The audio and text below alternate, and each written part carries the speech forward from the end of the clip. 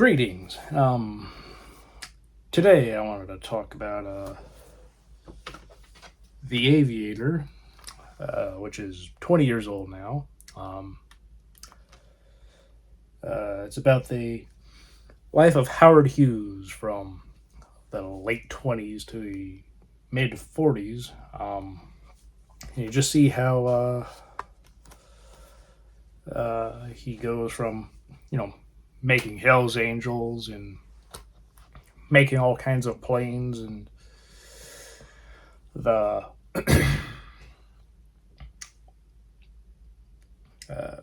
various women he dated, like Katharine Hepburn and Ava Gardner and many others. He, Howard Hughes is somebody who is quite an interesting person, and he's one of those people who basically borderlines, you know, genius and insanity. Like there's a fine line, and he definitely is on. He was basically right there at the cusp of it. He was very very smart and very innovative with all kinds of things from films to airplanes, and obviously a big part of this film as it goes on is how he's making planes for the U.S. Military during World War II, making a big plane that can be like used as both a plane and a ship to get soldiers and jeeps and other things that would be necessary to war to carry to and from anywhere that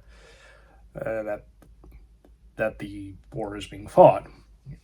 During that time, it was obviously Germany and Japan, and also other parts, obviously, also Europe Europe. Italy was also a bit tumultuous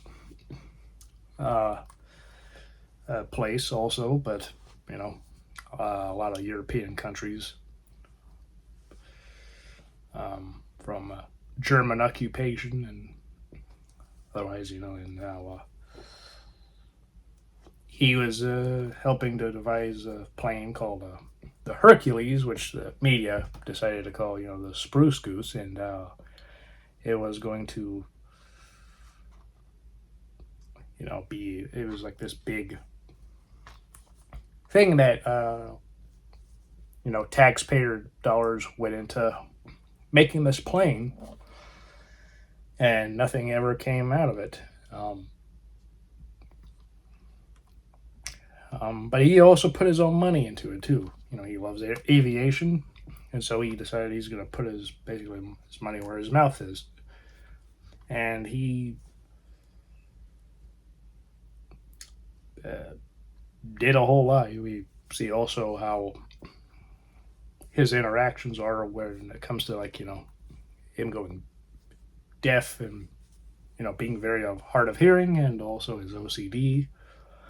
And it has a period of time where he was like locked into a projection room where he was all alone, and his hair was long, and he had long nails, and it's just naked, and it's just it's quite a film to watch if you haven't seen it. Obviously, Howard Hughes is played by Leonardo DiCaprio. Uh, Katharine Hepburn is played by Cate Blanchett. Kate Beckinsale played Ava Gardner. Uh, Alec Baldwin played the Pan Am guy who's in charge of Pan Am. He owns a he bought a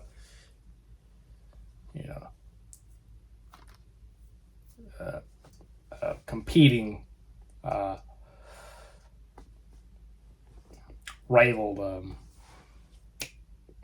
yeah, airplane uh, uh, era, yeah, air, bleh, a competing uh, airliner. That was a completely hard thing to even get out of my mouth. Wow, that was horrible. Um, yeah, TCA, I believe, offhand. Now all of a sudden, the name that he actually owns is now out of my head for no reason at all. That sucks. Anyway, he owns the competing. Uh, uh, yeah, he owns the competing airline to Alec Baldwin's. He has Pan Am, and John C. Riley is somebody who obviously he works for Howard Hughes. So many people do in this film, um, and you know he he's trying to make the best planes possible as well as make the best movies possible. All the while, we see relationships fall apart, like with Catherine Hepburn, as well as uh, Ava Gardner, and we had had a lot of bugs for Ava Gardner in her home. Um, Again, this film really just demonstrates just exactly how a man like Howard Hughes, he is a genius in so many ways, and yet the way he conducts things, it's just quite it's quite a sight to watch. Alan Alda plays a senator. Obviously, he initiating hearings against Howard Hughes um, and his company that makes airplanes. Also, and but uh, it's like he has to show that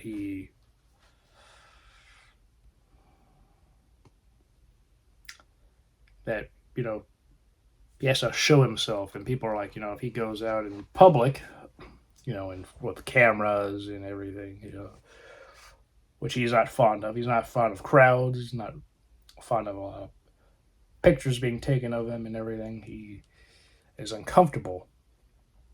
He's subpoenaed to go to Washington to testify and say what all happened to the American taxpayers' money that he took, and they're saying like he was a war profiteer. He just took the money and nothing ever came of it. Came of that.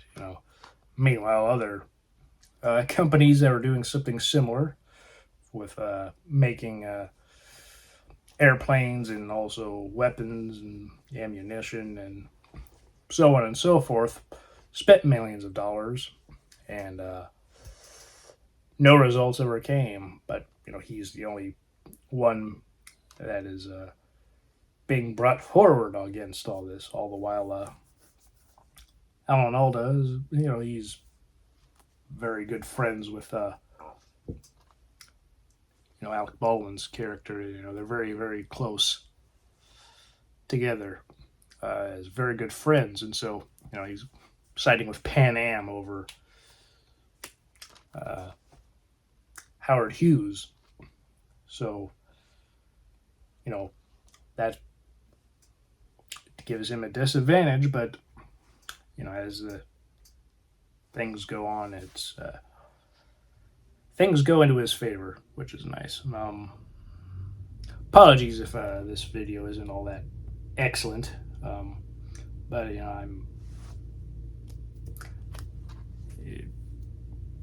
is fairly late now, but I wanted to just get this out because honestly, this is a very good film. It's well acted, well written. This is the second film DiCaprio and Scorsese did with each other. Obviously, they've done more. They did The Departed 2 years later, and Shutter Island and The Wolf of Wall Street, and Killers of the Flower Moon. DiCaprio got nominated for an Academy Award for this film. He did not win, but did an excellent job all the same. Obviously, Cate Blanchett won a Best Supporting Actress. Film was nominated for Best Picture and Director. Michael Mann produced this film. He obviously made Heat and The Insider, and amongst many other films. But yeah, and this was also executive produced by Leonardo DiCaprio. I believe this was the first film he produced. It was with Scorsese.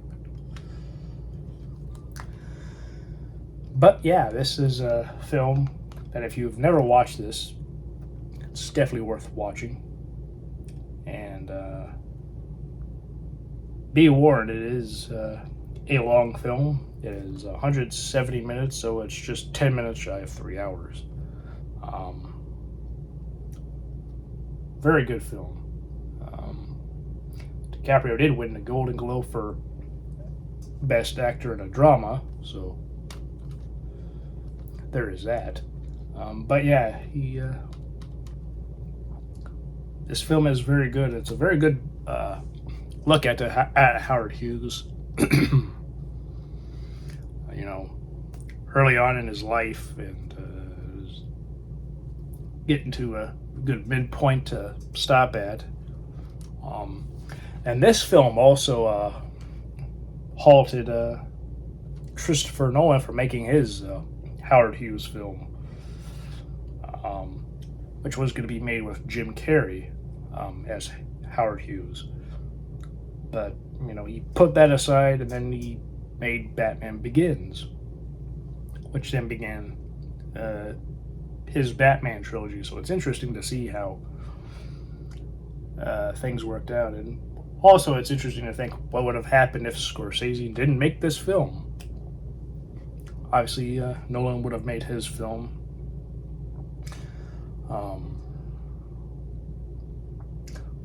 But how would it have been? What would it, or how would have Christopher Nolan's career gone? I guess would be a better way to put it. Would it have been? Obviously he would have made Batman. Those films would not have been made. A lot of people love The Dark Knight, so what many people say is the greatest comic book film of all time would not have existed. So that would have been interesting to think how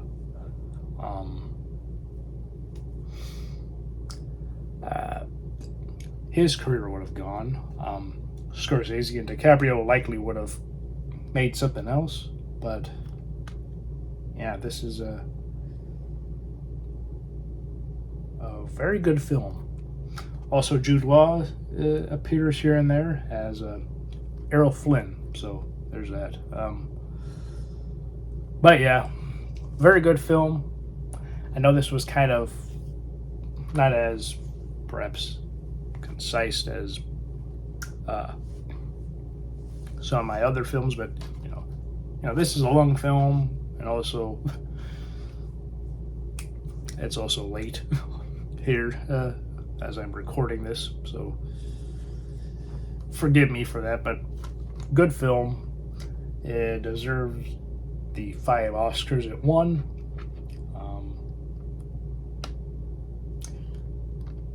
Yeah, this is a movie that I would definitely recommend. It's PG-13, so it's not a typical Scorsese film.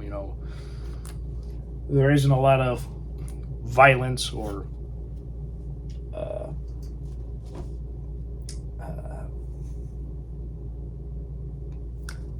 swearing like people often might think of with Scorsese. I mean, he does crash a plane, that is shown, and he is on fire because that happened to Howard Hughes. But overall, yeah, as PG-13, thematic elements, sexual content, nudity, language, and crash sequence. So yeah, not an R-rated film,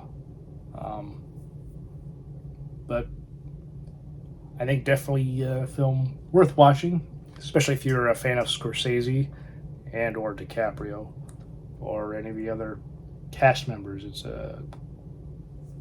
a nice watch, honestly. It's long, but I think in the end it's worth it. Very good film. Excellent performances by everybody. If it wasn't for Jamie Foxx and Ray, I think DiCaprio could have won the Oscar for this film. Obviously he didn't, but Fox's performance as Ray Charles was great, and then of course DiCaprio and Jamie Foxx both appeared together in Django Unchained, so that's kind of cool, or is pretty cool. But yeah, that's really all I have to say. Good film, and I hope this was of some interest. Again, I don't know. It doesn't seem as organized to me. Maybe it was, in terms of how I typically go about speaking about the film. I don't know. Anyway, I hope all of you are doing well.